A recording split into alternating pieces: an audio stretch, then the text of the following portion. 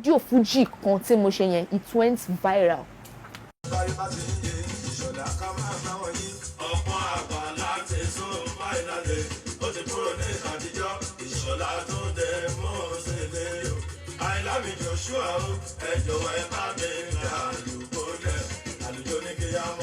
Orúkọ mi ni Kudirat Gbemisola tí gbogbo àgbáyé mọ̀ sí DJ Kulet aka the Kudi you love, a DJ belonging to Jesus Christ. Mo bẹ̀rẹ̀ iṣẹ́ DJ ní 2008 ní January 12 mo rántí ládùúgbò Bàrúwá níjẹ̀ṣà.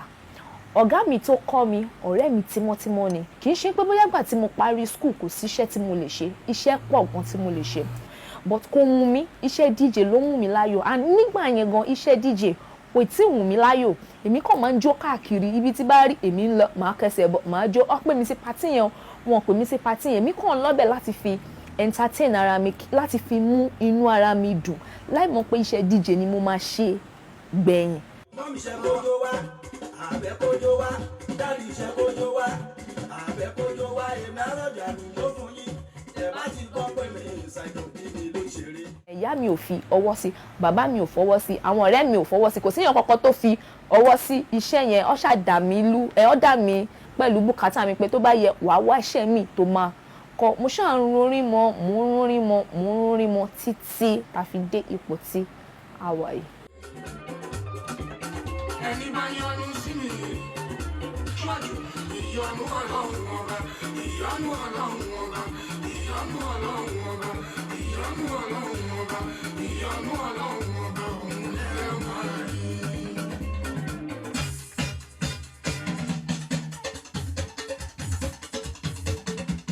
Iṣẹ́ DJ iṣẹ́ ọkùnrin ni tí gbogbo èèyàn mọ̀. So tamania, what do you do for a living? Tamania, I am a DJ. Mani, DJ like iṣẹ́ ọkùnrin ni. Mani, amóye ìgbà tó máa pe ọkùnrin DJ, ó máa pe obìnrin DJ.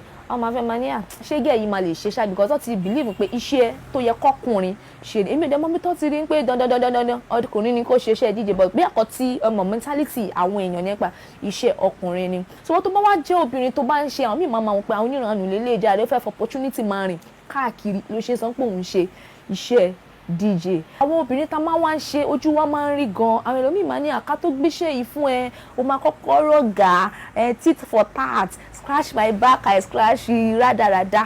But èèyàn tó bá ní orí tó ń rò, tó dẹ̀ mọ ibi tó ti ń bọ̀, tó dẹ̀ mọ ibi tó ń lọ, àwa jókòó wá kọ́kọ́ wọlé dáadáa ni pé iṣẹ́ tó fẹ́ gbé fún mi yìí, is it my worth or it is not my worth?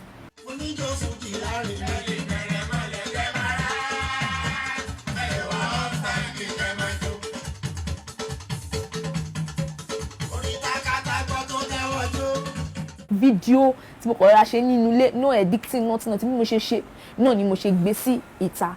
Ó bẹ̀rẹ̀ sí ní máa rin gbogbo àgbáyé Nàìjíríà nìkankan. Fathia Balogun upload ẹ̀, Fẹ́mi Davis upload ẹ̀, Pasuma upload ẹ̀, everybody tí mo play orin wọn nínú fídíò wọn bẹ̀ Saheed Òṣùpá.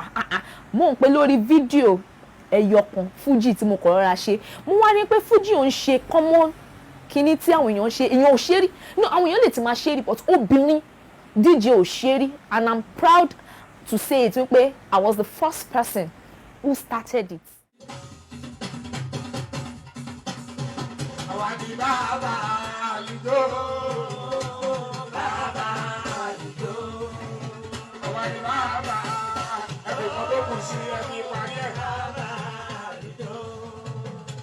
Ìmọ̀ràn mi fún gbogbo ọ̀dọ́ lápapọ̀ ni wípé nǹkan tí wọ́n bá fẹ́ ṣe nílé ayé yìí gẹ́gẹ́ bí iṣẹ́ ọwọ́ kọ́kọ́kọ́ fi ṣàdúrà náà pé ìwọ Ọlọ́run iṣẹ́ tí mo fẹ́ ṣe lélẹ̀ ṣé iṣẹ́ mi ni àbí kì í ṣe iṣẹ́ mi. Àdúrà ni ká máa fi tì í ní pé ìwọ Ọlọ́run iṣẹ́ tó kọ́ mọ́ mi lè jẹ́ kí n ṣe ní àṣeyẹ. Àdúrà ló lè ṣe ohun gbogbo nínú iṣẹ́ wa.